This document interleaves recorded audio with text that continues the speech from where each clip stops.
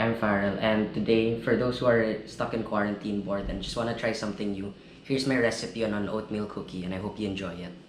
So for the oatmeal cookies, you're gonna need white sugar, brown sugar, oatmeal, butter, vanilla extract, uh, chocolate chips, obviously your baking materials, the measuring pots, measuring cups, measuring spoons, egg, baking soda, sugar, salt, and all-purpose flour. So first we'll start by sifting 1 cup of flour. Flour ha, harina, hindi bulaklak.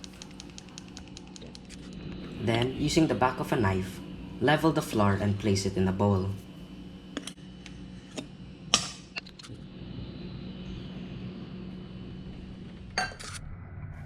Next, add salt, but not too much, cause salt is asin. Next, add 1/2 teaspoon of baking soda and place it in the same bowl where the salt and flour is and mix them lightly together.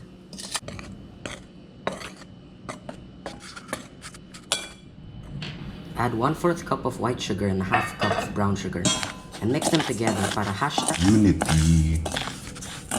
Place 1/2 cup of butter in a bowl.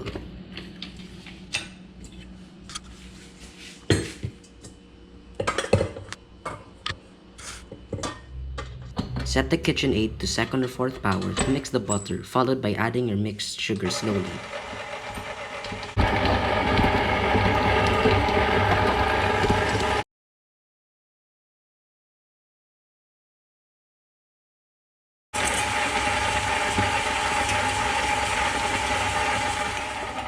Next, add 1 large egg, na galing chicken of course, and add 1 teaspoon of vanilla extract.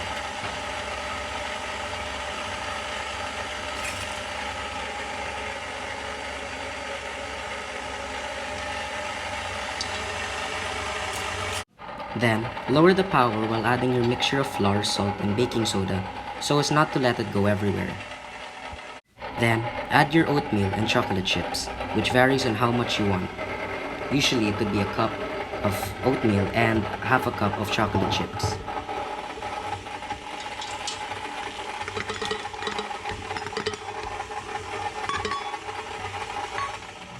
Next, on a baking sheet with parchment paper, you can use 2 spoons to create small balls of the cookie dough.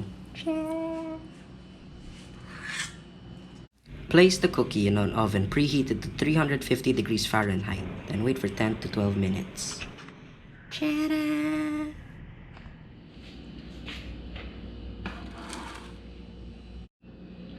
Thank you guys for watching, and I hope you enjoy my recipe for the oatmeal cookies. Let's all pray that the COVID-19 disease will finally be put to an end. And let's all pray for our frontliners who sacrificed their lives. And let's all stay at home because as the government said naman, marami magawa sa bahay.